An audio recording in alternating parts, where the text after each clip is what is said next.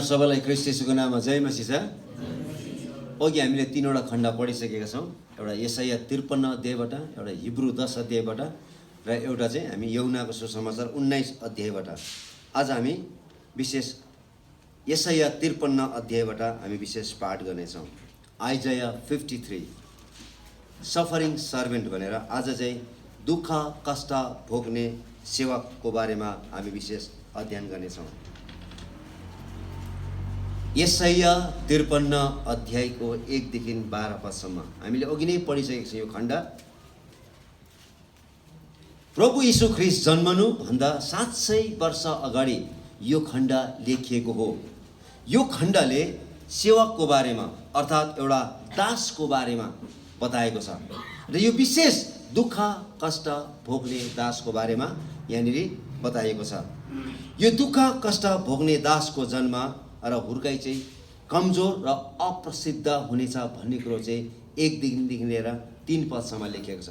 हेर्नुहोस् है त, जुन दासको जन्म हुन्छ भनेको छ त्यो दासले चाहिँ अत्यन्तै दुःख कष्ट भोग्नेछ र त्यो दासको जन्म चाहिँ एकदमै कमजोर हुनेछ र त्यो दासको हुर्काइ पनि एकदमै कमजोर हुनेछ र प्रसिद्ध हुने छैन भन्ने कुरो चाहिँ लेखिएको छ।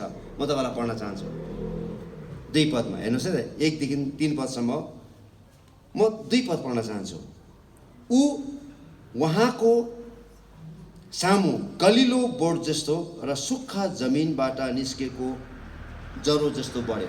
यहाँनिर चाहिँ सुक्खा जमिन भन्ने शब्द प्रयोग गरेको छ, ड्राई ग्राउन्ड है। यहाँनिर चाहिँ सुक्खा जमिन भन्नाले चाहिँ तिनको आमा बाउको पृष्ठभूमि चाहिँ राजाको प्रशस्तताको तुलनामा एकदमै कमजोर हुनेछ भन्नु खोजेको। अर्थात् जुन दासको यहाँनिर जन्म हुनेछ त्यो दासको आमा बाउको पृष्ठभूमि चाहिँ राजासँग तुलना गर्नु मिल्दैन। राजा चाहिँ एकदमै धनी छ, तर यो दासको जन्मको है जो जन्म चाहिँ एउटा यस्तो परिवारमा जन्म हुनेछ जुन परिवारको चाहिँ एकदमै दुःख कष्ट हुनेछ अथवा त्यो चाहिँ सुक्खा जमिन जस्तो हुनेछ भन्ने कुरो चाहिँ त्यहाँनिर बताएको छ।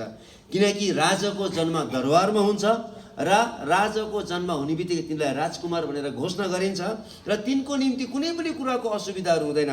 हरेक कुराहरूको सुविधा दिएको हुन्छ राजाको परिवारमा। तर यहाँनिर जुन भविष्यवाणी गरेको छ एकजना दासको जन्म हुन्छ भन्ने कुराहरू, त्यो दासको चाहिँ हुर्काइ सुविधाजनक छैन।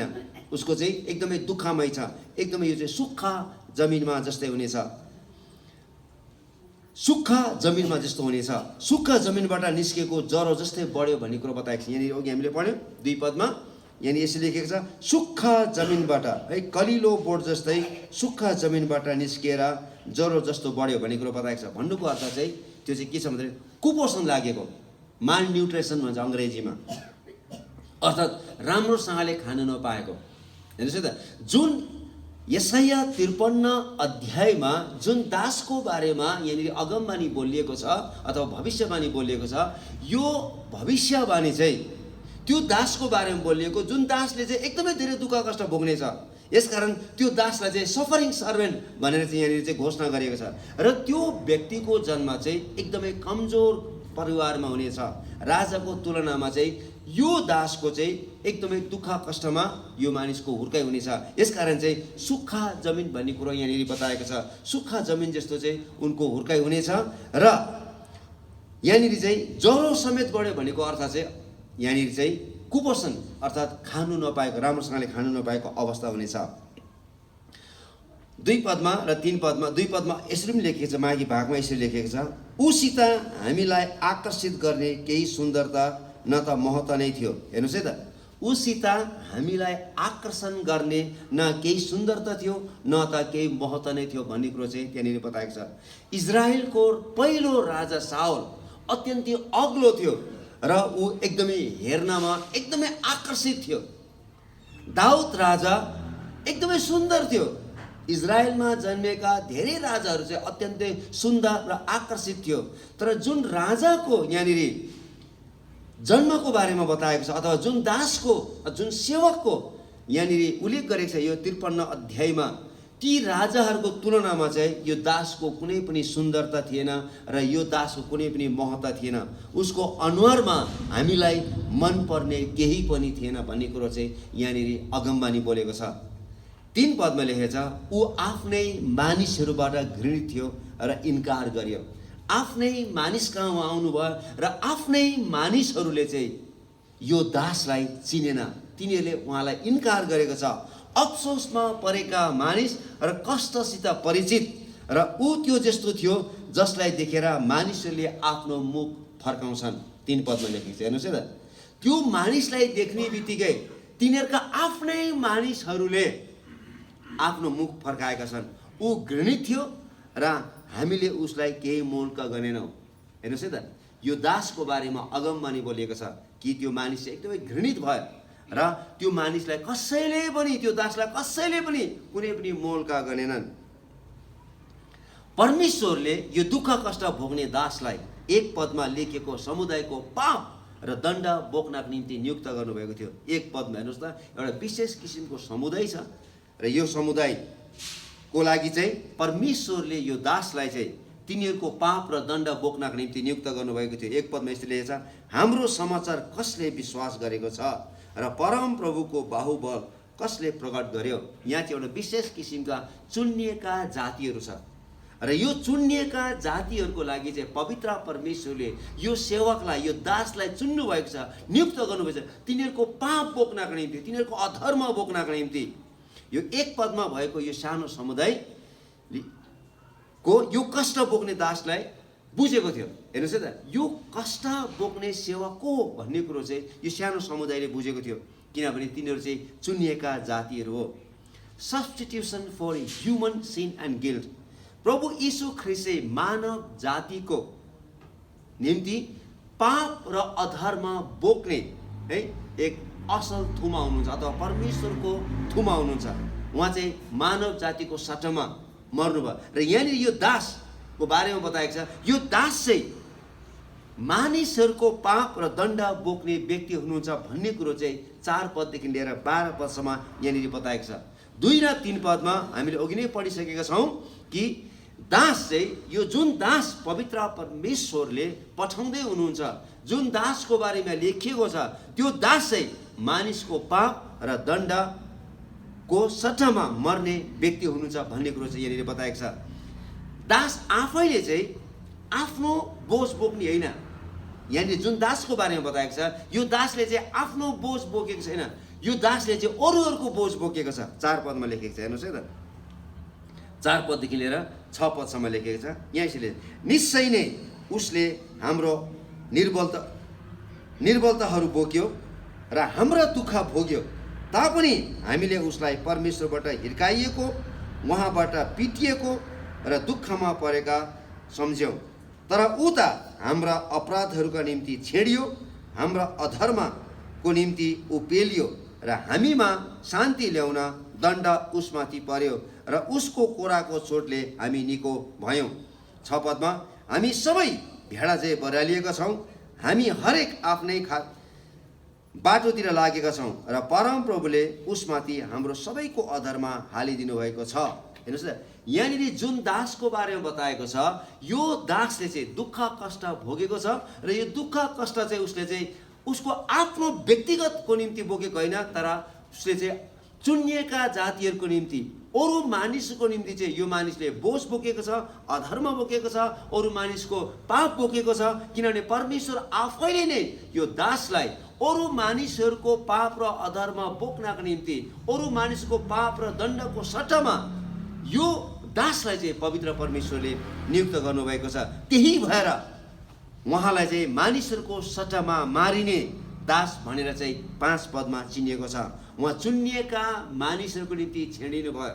अघि हामीले 19 अध्यायमा पनि हामीले पढ्यौँ, सिपाहीहरू आएर उहाँलाई घोच्यो भन्ने कुरो बताएको छ है, भालाले घोच्यो भन्ने कुरो बताएको छ। He was pierced.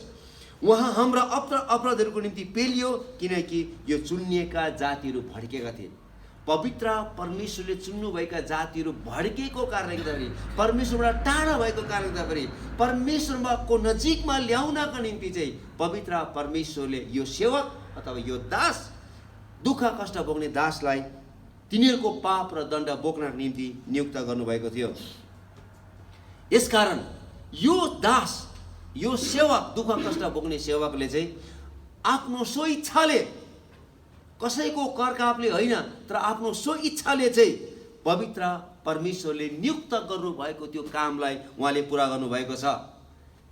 हामीले 7 पदमा पढ्यौँ भनेदेखि उहाँलाई क्रूर प्रकारले व्यवहार गरियो र थिचोमिचोमा गरियो र आफ्नो पापको कारणले त होइन, तर अरूहरूको पापको कारणले गर्दाखेरि। 7 पदमा हेर्नुहोस् है त, यहाँ यसरी लेखिएको छ, ऊ थिचोमिचोमा पर्यो र उसलाई कष्ट पर्यो तापनि उसले आफ्नो मुख खोलेनन्। हेर्नुहोस् त, यहाँनिर चाहिँ पवित्र परमेश्वरले जुन दासलाई नियुक्त गर्नुभएको थियो, उहाँले चुनिएका मानिसहरूको, जो मानिसहरू भड्किएको थियो, ती मानिसलाई फेरि पनि परमेश्वरमा ल्याउनको निम्ति है, तिनीहरूको पाप र अधर्म बोक्नका निम्ति यो दासलाई पठाउनु भएको थियो। यो दासलाई के गरेको छ त, तिनीहरूले मानिसहरूले क्रूर प्रकारले व्यवहार गरेको छ र उसलाई चाहिँ एकदमै थिचोमिचोमा पारेको छ।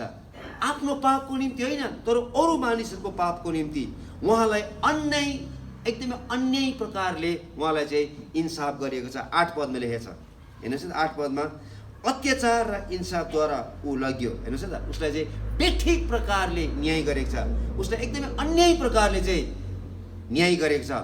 उहाँलाई जीवितहरूको देशबाट अलग गर्यो, अर्थात् उहाँ चाहिँ मारिनु भयो भन्ने कुराहरू चाहिँ 8 पदमै लेखेको छ। 8 पदको दोस्रो भागमा लेखेको छ, ऊ जीवितहरूको देशबाट अलग गर्यो र मेरो प्रजाका अपराधको निम्ति उसमाथि कुटाइ पर्यो। हेर्नुहोस् न, यो दासलाई जसलाई परमेश्वरले नियुक्त गर्नुभएको थियो, उसलाई चाहिँ बेठिक प्रकारले न्याय गर्यो, अन्याय प्रकारले न्याय गर्यो, उसलाई कुटेको छ, उसलाई सम्पूर्ण क्रूर प्रकारले उसलाई चाहिँ व्यवहार गरेको छ। त्यसपछि उसलाई मारिदिएको छ। उहाँ मारिनु भयो र उहाँ गाडिनु भयो। 9 पदमा हेर्नुहोस् है त, 9 पदमा स्पष्ट रूपले लेखेको छ, उहाँको चिहान दुष्टहरूसित बनायो र मृत्युमा धनीहरू उसको माझमा थिए। है, यसकारण चाहिँ उहाँ चाहिँ मारिनु भयो र उहाँ गाडिनु भयो। तर कष्ट भोग्ने दास, यहाँ जुन दुःख कष्ट भोग्ने दास छ, उहाँ चाहिँ सधैँ चिहानमा रहनु भएन। 10 पदमा लेखिएको छ, उहाँ चाहिँ फेरि पनि जीवित हुनुभयो भन्ने कुराहरू 10 पदमा यहाँ लेखिएको छ। तापनि उसलाई चकनाचुर र कष्टमा पर्न परमप्रभुको इच्छा थियो र परमप्रभुले उसका प्राणलाई दोष बलि चाहिँ बनाउनु भयो। तापनि उसले आफ्ना छोराछोरीलाई देख्नेछन् र आफ्नो दिन बढाउनेछन् र परमप्रभुको इच्छा उसैको हातमा उन्नत हुनेछन्। यहाँ लेखेको छ, परमप्रभुले उसको प्राणलाई दोष बलिको रूप बनाउनु भयो र उसले आफ्ना छोराछोरीलाई देख्नेछन् भन्ने कुरो बताएको छ। भनेको मतलब चाहिँ तिनीहरूले चाहिँ यो दुःख कष्ट भोग्ने दासलाई कुटेन मात्रै, अन्याय प्रकारले क्रूर प्रकारले हिंसा मात्रै गरेनन्, तर उसलाई मारे तापनि, उसलाई मारेको छ, उसलाई गाडेको छ, तर फेरि यो दास फेरि के भएको छ त, बिउतेको छ भन्ने कुरो बताएको छ। कष्ट बोक्ने दास धेरैको पाप क्षमा गर्नेछन् भन्ने कुरो चाहिँ 11 र 12 पदमा लेखेको छ। हेर्नुहोस् है त, 11 र 12 पद यसरी छ, उसका प्राणको वेदना पछि उसले जीवनको ज्योति देख्नेछ।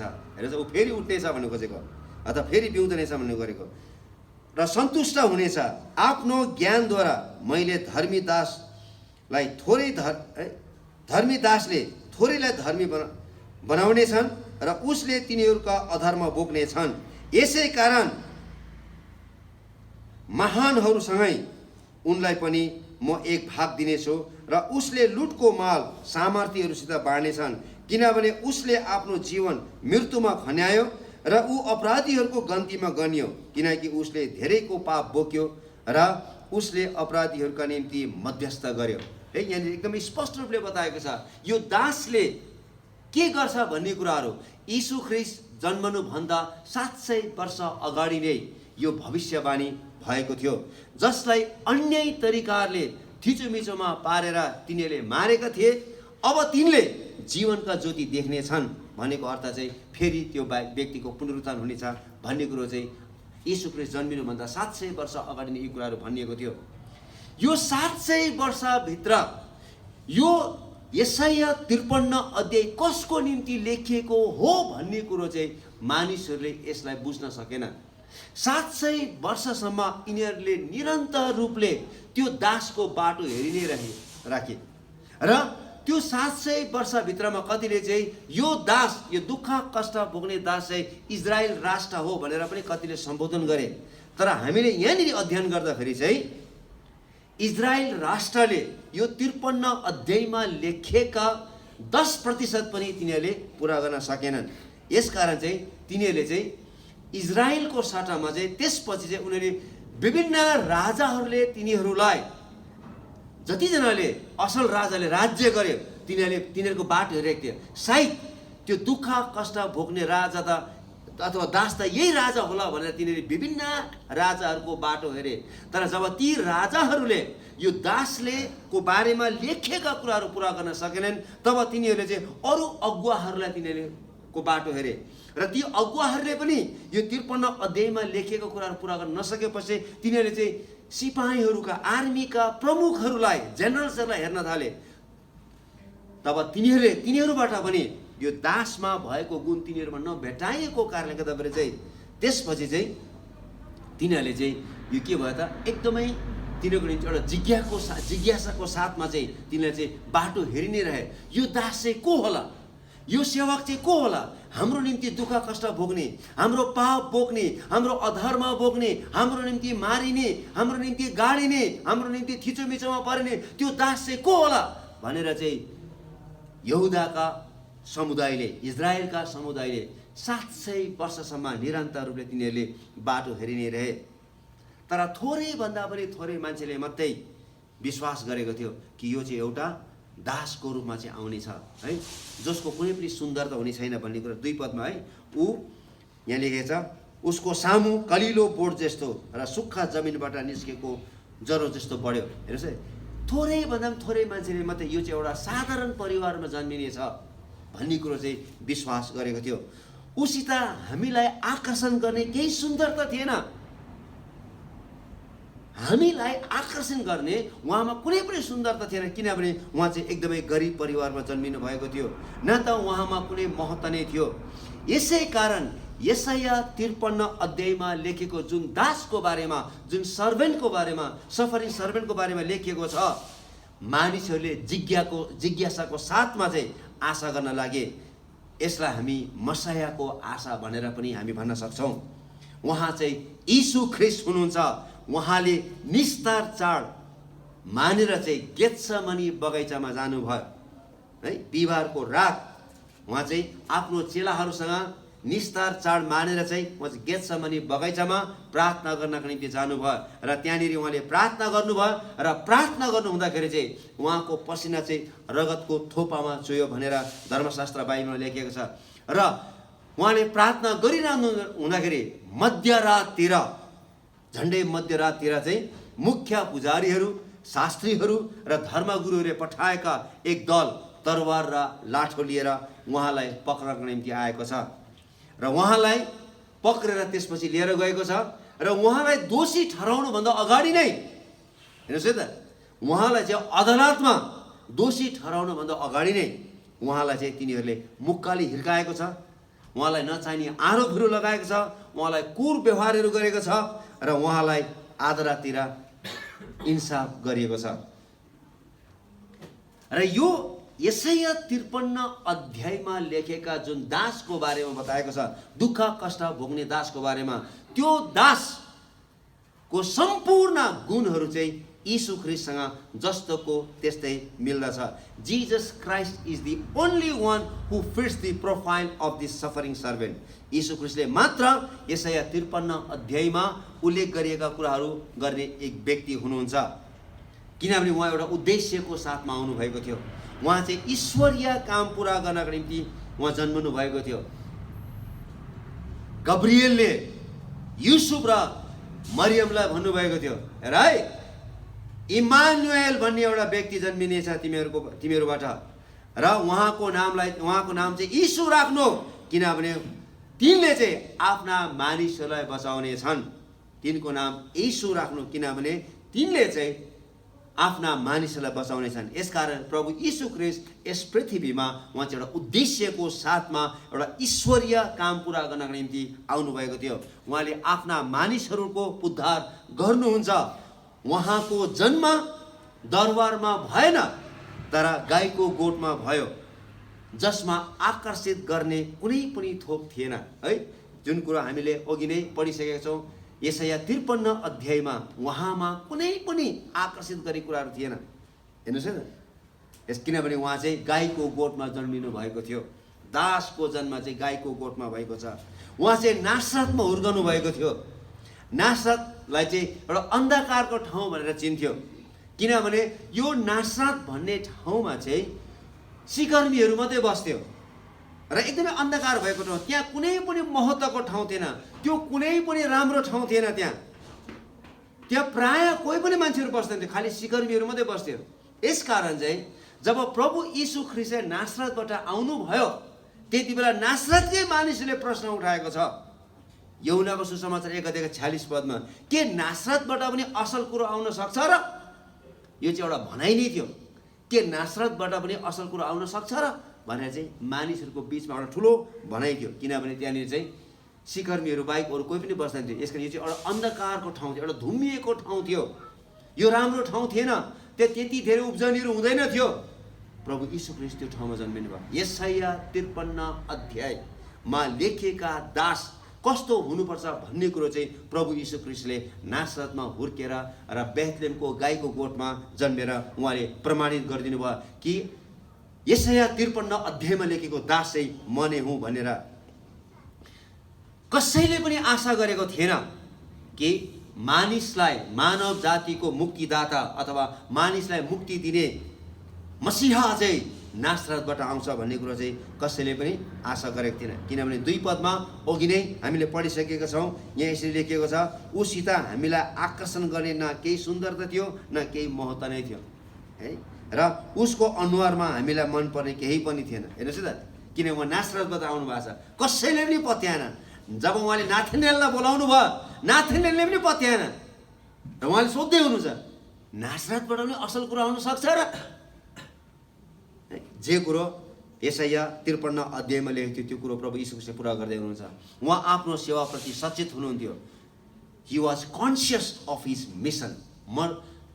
मर्कुस 10:45 र 46 प्रभु यीशु ख्रीष्टले स्पष्ट पारिदिनु भयो म किन आएको भन्ने कुराहरू, उहाँ किन आउनुभएको भन्ने कुराहरू। त्यति बेला सबै मानिसहरूले सेवा पाउनका निम्ति होडबाजी गरिरहेको थियो र उहाँका चेलाहरू आफै पनि को ठुलो भनेर चाहिँ तिनीहरूले आफैमा पनि होडबाजी गरेको थियो। त्यस्तो बेलामा चाहिँ प्रभु यीशु ख्रीष्टले ती चेलाहरूलाई भन्नुभयो, मानिसको पुत्र सेवा पाउनलाई होइन तर सेवा गर्न र धेरैको छुटकाराको मोलको निम्ति आफ्नो प्राण दिनको निम्ति आउनु भएको हो।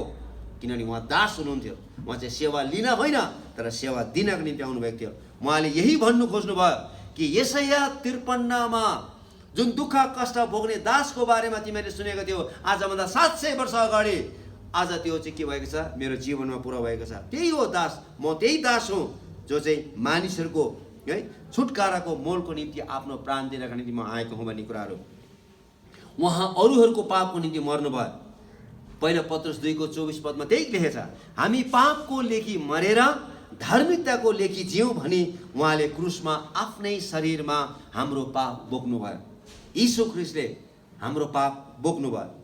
र अघि हामीले यशाया 53:9 लेखेको 9 पढ्यो, उहाँ चाहिँ धनी मानिसहरूको चिहानमा गाडियो भन्ने कुरा बताएको छ। उहाँ चाहिँ धनी मानिसको चिहानमा गाडियो। मत्तीको सुसमाचारमा पनि हामीले पढ्न सक्छौँ, हामी यूहन्नाको सुसमाचारमा हामी पढ्न सक्छौँ, यशाया 53:9 पनि हामी पढ्न सक्छौँ। तर उहाँ सधैँ चिहानमा रहनु भएन, तर उहाँ फेरि पुनरुत्थान हुनुभयो है। यशायामा त्यही कुरो लेखेको थियो, उहाँ सधैँ चिहानमा रहनुहुने छैन तर उहाँले फेरि जीवनको ज्योति देख्नेछ।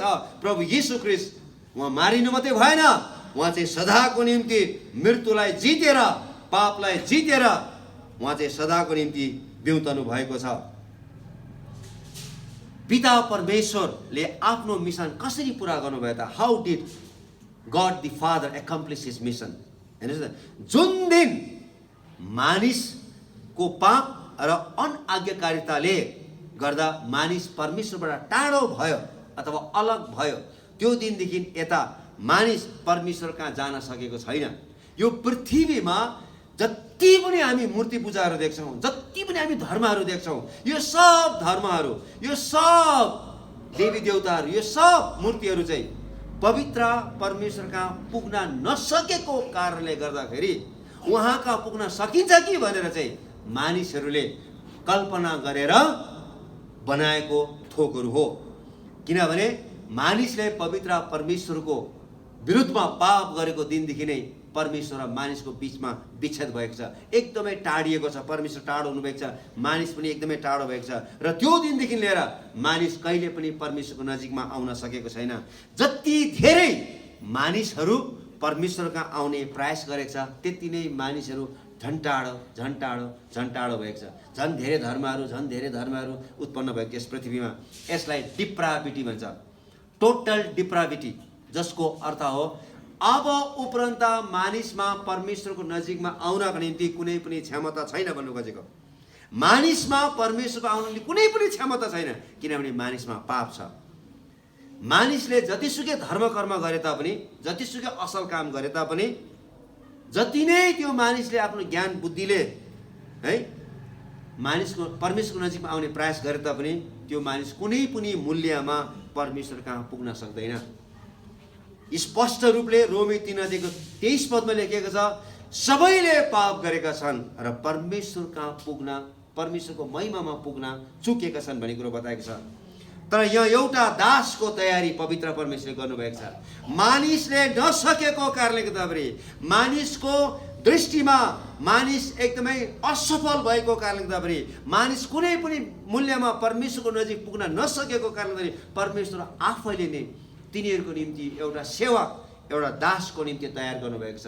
र यो चाहिँ प्रभु यीशु ख्रीष्ट जन्मिनुभन्दा 700 वर्ष अगाडि नै, आजभन्दा 27 वर्ष अगाडि नै उहाँले चाहिँ मानव जातिको निम्ति त्यो पापबाट छुटकारा दिनको निम्ति उहाँले दासको तयारी गर्नुभएको छ। र प्रभु यीशु ख्रीष्ट चाहिँ तोकिएको समयमा उहाँ आउनुभयो र हामी जस्तै साधारण मानिस भएर उहाँ चाहिँ हुर्कनु भयो। परमेश्वरले प्रभु यीशुलाई कष्ट भोग्ने दासको रूपमा बलिदान स्वरूप प्रस्तुत गर्नुभयो। म तपाईँको निम्ति पढ्न चाहन्छु रोमीको पत्र। यो एकदमै राम्रो लेखेको छ यहाँनिर। रोमीको पत्र 3:24 र 24देखि लिएर 26 पदसम्म तपाईँलाई म पढ्न चाहन्छु। यहाँ यसरी लेखिएको छ, परमेश्वरका अनुग्रहको वरदानले ख्रीष्ट येशूमा भएको उद्धारबाट तिनीहरू सित्तैमा धर्मी ठहरिएका छौ। परमेश्वरले ख्रीष्टलाई उहाँको रगतद्वारा प्रायश्चितको बलिदान स्वरूप प्रस्तुत गर्नुभयो, जुन प्रायश्चित विश्वासद्वारा ग्रहण गर्नुपर्दछ। यो काम परमेश्वरले आफ्नो धार्मिकता देखाउनलाई गर्नुभयो, किनभने उहाँको ईश्वरीय धैर्यमा अगाडिका पापहरूलाई उहाँले वास्ता गर्नुभएको थिएन। परमेश्वर आफै धर्मी हुनुहुन्छ र यीशुमा विश्वास राख्नेहरूलाई उहाँले धर्मी ठहराउनुहुन्छ भन्ने कुरो प्रमाण गर्नलाई उहाँले वर्तमान समयमा यो काम गर्नुभएको छ। हेर्नुहोस् कति राम्रोसँगले यहाँनिर उल्लेख गरेको छ। परमेश्वर आफैले नै हाम्रो पापको प्रायश्चित गर्नको निम्ति प्रभु यीशु ख्रीष्टलाई उहाँले अगाडि प्रस्तुत गर्नुभएको छ भन्ने कुरो यहाँनिर स्पष्ट रूपले बताएको छ। प्रभुले धेरैचोटि है भन्नुभएको छ, यदि मैले चाहेको खण्डमा म हजारौं स्वर्गदूतहरूलाई मेरो पक्षमा उभिनको निम्ति म बोलाउन सक्दिनँ र भनेर उहाँले घरिघरि भन्नुभयो। उहाँलाई मानिसहरूले हेप्दाखेरि, उहाँलाई मानिसहरूले कुट्दाखेरि, उहाँलाई क्रुसमा टाङ्दाखेरि उहाँले आफ्नो चेलालाई भन्नुभयो, म बोलाउन सक्छु स्वर्गदूतहरूलाई। तर उहाँले त्यसो गर्नु भएन। उहाँले सक्नुहुन्थ्यो, तर प्रभु यीशु ख्रीष्टले चुपचापसँगले सबै दुःख कष्ट हाम्रो निम्ति सहिदिनु भयो, किनभने यो चाहिँ अगमबानीमा बोलिएको थियो। यसकारण उहाँले चुपचापसँगले उहाँले के गरिदिनु भयो त, सहिदिनु भयो। किनभने उहाँ एक मिसन लिएर आउनुभएको थियो। उहाँको मिसन भनेको चाहिँ मानव जातिलाई है सबै तिनीहरूको पाप र अधर्मबाट छुटकारा दिनको निम्ति त्यो मिसन लिएर आउनुभएको थियो। उहाँलाई थाहा थियो कि उहाँ यस पृथ्वीमा अथवा यस धरतीमा उहाँ सधैँ रहनुहुने छैन भन्ने कुराहरू। तर उहाँको मिसन चाहिँ पापी मानिसहरूको पापको निम्ति मर्नको निम्ति उहाँ आउनुभएको हो भन्ने कुरो चाहिँ उहाँलाई आफ्नो मिसन स्पष्ट रूपले थाहा थियो। किनभने पापको ज्याला मृत्यु हो। हरेक मानिसले पाप गरेको छ। मानिस पुरा रूपले अब दण्डको भागीदार भएको छ। जो कोही यस धरतीमा मानिस भएर जन्मन्छन् तिनीहरू चाहिँ पापैमा जन्मिन्छन्।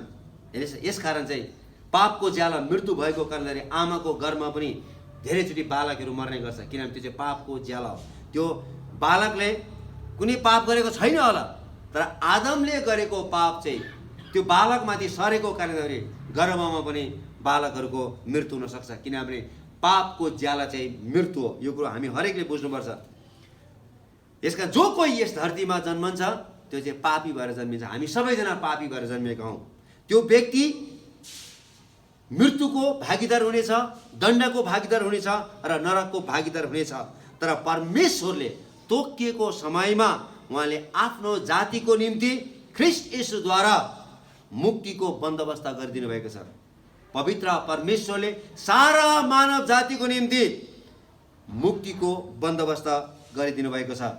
यो संसारमा कुनै यस्तो थोक छैन जसले चाहिँ हामी मुक्ति किन्न सक्छौँ। संसारमा कुनै पनि चिज छैन, कुनै पनि यस्तो चिज बनिएकै छैन, न त बनिन्छ।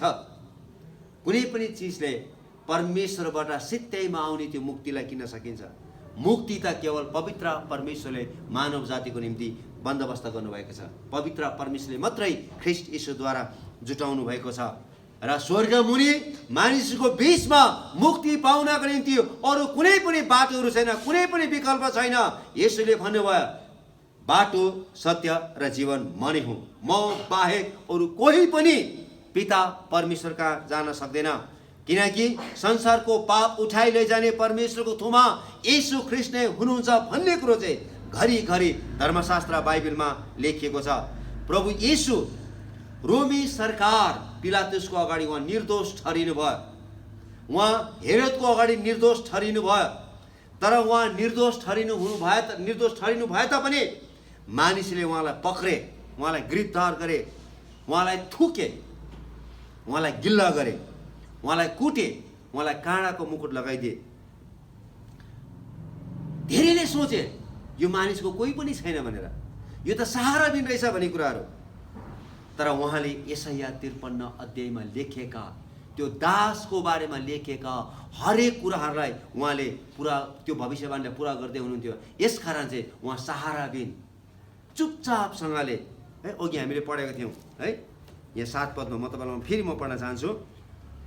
यशाया 53 अध्यायको 7 पदमा, ऊ थिचोमिचोमा पर्यो र उसलाई कष्ट पर्यो तापनि उसले आफ्नो मुख खोलेन।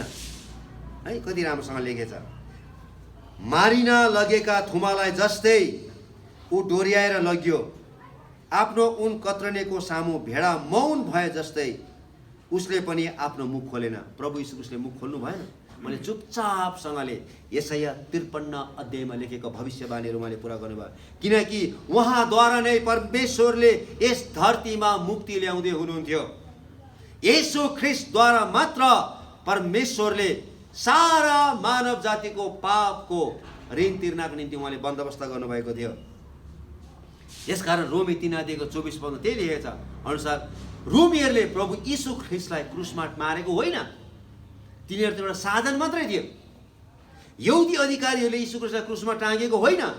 यीशु ख्रीष्टलाई क्रुसमा टाँग्ने मुख्य काम चाहिँ पवित्र परमेश्वर आफैले नै गर्नुभएको हो, रोमीहरूले गरेको होइन। रोमीहरू त एक साधनको रूपमा मात्रै परमेश्वरले प्रयोग गर्नुभयो, यहुदीहरूलाई परमेश्वर एउटा साधनको रूपमा मात्रै प्रयोग गर्नुभयो। तर वास्तवमा परमेश्वर आफैले नै यीशु ख्रीष्टलाई क्रुसमा मार्नु भएको हो। किनभने मानव जातिको पापको सम्पूर्ण प्रायश्चितै उहाँको पुत्र प्रभु यीशु ख्रीष्ट यशाया 53 अध्यायमा लेखेको दासले मात्रै पुरा गर्न सक्थ्यो। उहाँ निस्तार चाडको दिन क्रुसमा टाँगिनु भयो।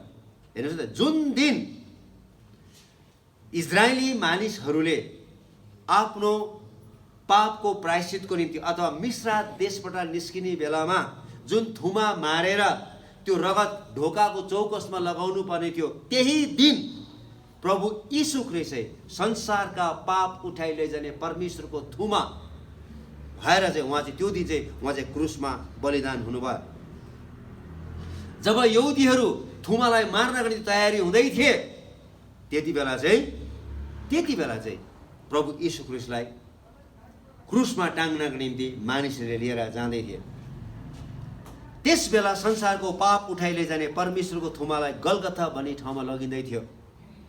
गोलगथा एक सार्वजनिक ठाउँ थियो, त्यहाँ चाहिँ धेरै मानिसहरू घुमफिर गर्नको निम्ति आउँथ्यो।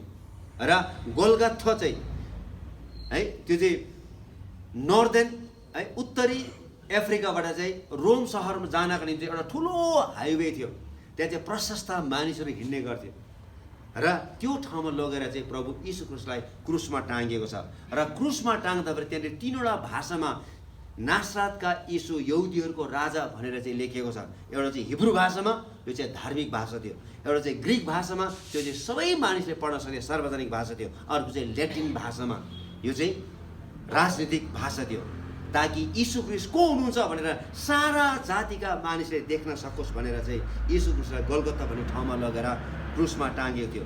धेरैले यसरी भनेका थिए, तिमीले आफैले आफूलाई राजा भनेको होइनौ, यदि तिमी राजा हौ भने त तिमी क्रुसबाट निस्किएर आऊ भनेर धेरैले खिल्ली उडाएको थियो।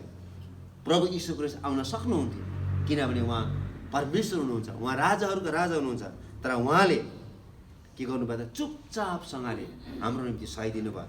परमेश्वर आफैले नै आफ्नो पुत्रलाई हाम्रो निम्ति प्रस्तुत गर्नुभयो, जो निर्दोष र पाप रहित हुनुहुन्थ्यो। परमेश्वरले मानव जातिको सम्पूर्ण पापको ऋण आफ्नो पुत्र ख्रीष्ट यीशुद्वारा तिरिदिनु भएको छ। हामी मर्नुको सट्टामा यीशु ख्रीष्ट हाम्रो सट्टामा मर्नुभएको छ। हामीले तिर्नुपर्ने मोल प्रभु यीशु ख्रीष्टले हाम्रो निम्ति तिर्नुभएको छ। प्रभु यीशु ख्रीष्टले हाम्रो सम्पूर्ण दण्ड भोग्नुभयो र हाम्रो सट्टामा उहाँ मर्नुभयो। यो काम परमेश्वरले आफ्नो धार्मिकतामा गर्नुभयो। परमेश्वर धर्मी हुनुहुन्छ, यसलाई हामी हरेकले यो ज्ञान बुझ्नुपर्छ। हामी कसरी उद्धार पाएका छौँ भन्ने सत्यता हामीले बुझ्नुपर्छ। यो एउटा यस्तो दृश्य हो, परमेश्वर पिता उहाँ चाहिँ न्यायको अदालतमा विराजमान हुनुहुन्छ र उहाँ धर्मी हुनुहुन्छ। हामी सबैजना पापी मानिसहरू चाहिँ हामीलाई चाहिँ साङ्ग्रोले बाँधेर लिएर आएको छ र व्यवस्था अनुसार, धर्मशास्त्र बाइबल अनुसार र हाम्रो विवेक अनुसार हामी त्यो न्यायालयमा, त्यो अदालतमा हामी दोषी ठहरिएका छौँ। अब हामी मृत्युको लागि अब हामीलाई त्यहाँबाट लिएर जानेछ, अब हामी मर्नेछौँ। तर परमेश्वर आफ्नो अदालतमा बसेर भन्नुहुन्छ, तिमीहरूको पाप क्षमा भएको छ भन्दाखेरि हामी दङ्ग परेको छौँ। अरे यो कसरी हुन सक्छ? मैले त परमेश्वरको विरुद्धमा पाप गरेको छु, म त मर्नुपर्छ, मैले दण्ड पाउनुपर्छ, तर कसरी उहाँले क्षमा दिँदै हुनुहुन्छ भन्दाखेरि त्यति बेला प्रभु यीशु ख्रीष्ट प्रवेश गर्नुहुन्छ अनि परमेश्वरले भन्नुहुन्छ, तिमीहरूको पाप, तिमीहरूको अधर्म मैले मेरो पुत्रमा मैले के गरिदिएको छु, सारिदिएको छु। र पापै थाहा नपाउनु भएकालाई पवित्र परमेश्वरले पाप बनाउनु भयो भनेर 2 कोरिन्थी 5:21 लेखिएको छ। उहाँले पापै थाहा पाउनु भएको थिएन, तर पवित्र परमेश्वरले हाम्रो निम्ति पाप बनाउनु भयो र उहाँद्वारा उहाँले हामीलाई के गर्नुभयो त? क्षमा गर्नुभयो। त्यो कति सुन्दर कुरा छ, हेर्नुहोस् त।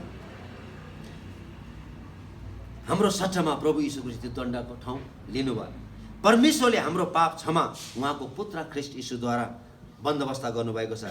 र प्रभु यीशु हाम्रो निम्ति उहाँले रगत बगाउनु भयो। हाम्रो पापको, हेर्नुहोस् है त, हाम्रो भूतकालको पाप, वर्तमानको पाप र भविष्यमा हामीले गर्ने सबै पापहरू एकैचोटि उहाँले क्रुसमा प्रभु यीशु ख्रीष्टले टाँगिदिनु भएको छ। र यो मुक्ति ख्रीष्ट येशूमा परमेश्वरले गर्नुभएको काममा विश्वास गर्ने सबैको लागि, जतिजनाले यो पवित्र काम जुन प्रभु यीशु ख्रीष्टले क्रुसमा गर्नुभयो, विश्वास गर्नेहरूलाई परमेश्वरले मुक्ति दिनुहुन्छ। पिताले यो काम गर्नुको मुख्य कारण चाहिँ हामीले उहाँको पुत्रसँग, है त, उहाँको पुत्र उहाँसँग सदाको निम्ति खोट रहित पवित्र सम्बन्ध राख्नलाई हो। परमेश्वरले जुन काम गर्नुभएको छ उहाँको पुत्र ख्रीष्ट येशूमा, त्यो ख्रीष्ट येशूमा उहाँले गर्नुभएको त्यो महान काम चाहिँ अब उपरान्त हामीले ख्रीष्ट येशूलाई विश्वास गऱ्यौँ भनेदेखि चाहिँ पवित्र परमेश्वरसँग हामी सदा सर्वदाको लागि चाहिँ एकसाथ सम्बन्ध राख्न सक्छौँ।